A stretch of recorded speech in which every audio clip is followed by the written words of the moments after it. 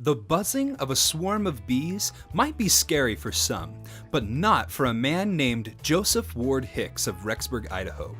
Normally, you might find this man teaching young people of the life of public relations. But outside that classroom, you might find him in a different kind of classroom.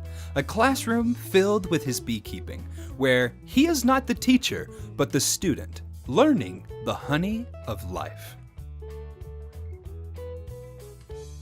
I grew up in Roosevelt, Utah, and my grandmother lived out there, and she had kept bees before, and her parents and grandparents had kept them, and so she'd always talk about, what it was like to work in the bees in the bee yard, and I was just fascinated by her stories. And so anyway, one time she just said, well, let's purchase a hive. We'll purchase a couple of hives. I think it was 2 of them we got, and we worked together, and she showed me how to do it, and we learned a lot with each other, and those were pleasant memories. I really enjoyed that.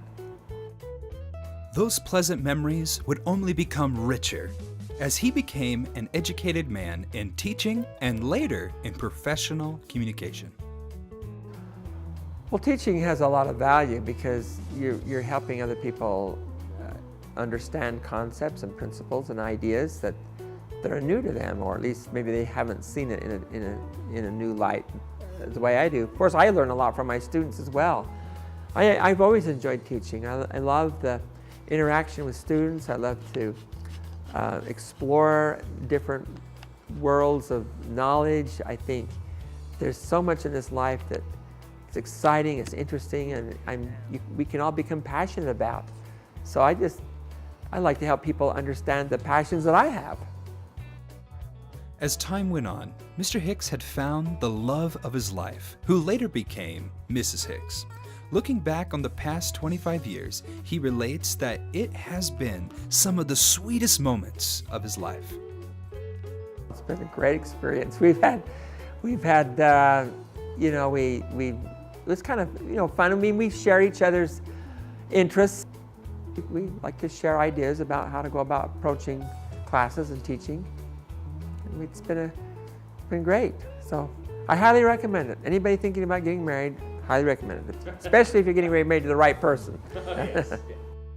Yes, everything seemed to be going smoothly. Until one day, Mr. Hicks put his hand to his jaw and felt something strange. I had noticed a little lump growing underneath my earlobe, and I just went to the doctor, and at first they told me there was nothing to worry about. It was just probably an enlarged lymph gland. So, thinking that nothing was wrong, he went home and thought nothing about it. Then came the stinging pain as he chewed. Doctors would find out this time when they checked it that it was in fact a tumor. Doctors then performed surgery to remove the tumor. But that was not to be the end of the problem. So, went in for surgery, they removed it, and then the doctor called me back a couple of days later and said, well, we did some tests on it, and it looks like it's a malignant tumor. Mr. Hicks had cancer. We called it cynic cell carcinoma, and he recommended that there be, more radical surgery done on my neck and face. In this new radical surgery, there was too high a chance for doctors. If they cut facial nerves, Mr. Hicks could lose the function of facial muscles. Luckily, there was another option. He called Huntsman Cancer Institute in Salt Lake, and they recommended to not do a second surgery, but to do some radiation treatments. And so began the weeks of radiation at the Teton Cancer Institute of Radiation and Oncology.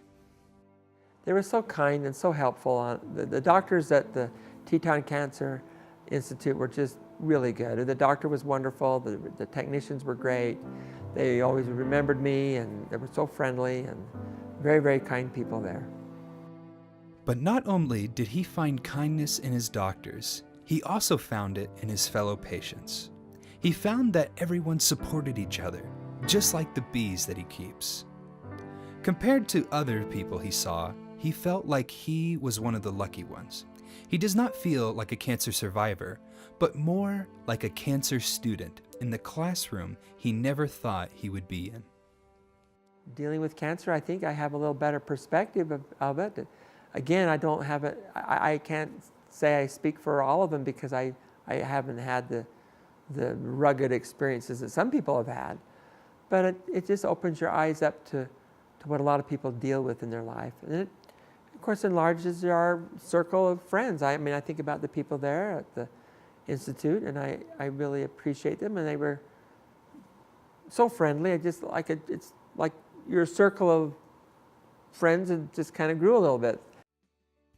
So, through this experience, though it started with a stinging pain in his jaw, Mr. Hicks found some of the sweetest honey that life can bring. Sometimes there are things that are unpleasant. It's just like keeping bees. Yes, yeah, you get a beautiful product. Honey is wonderful, but sometimes you get stung. Sometimes, you know, hard things happen in life, but there are many sweet rewards that come. I'm thinking of my parents and my children, my wife.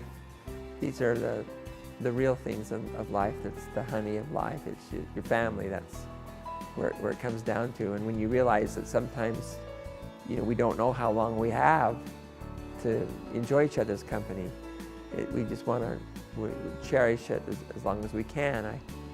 It's like the honey that we eat in the middle of the winter is really the essence of vanished flowers from our summertime memories.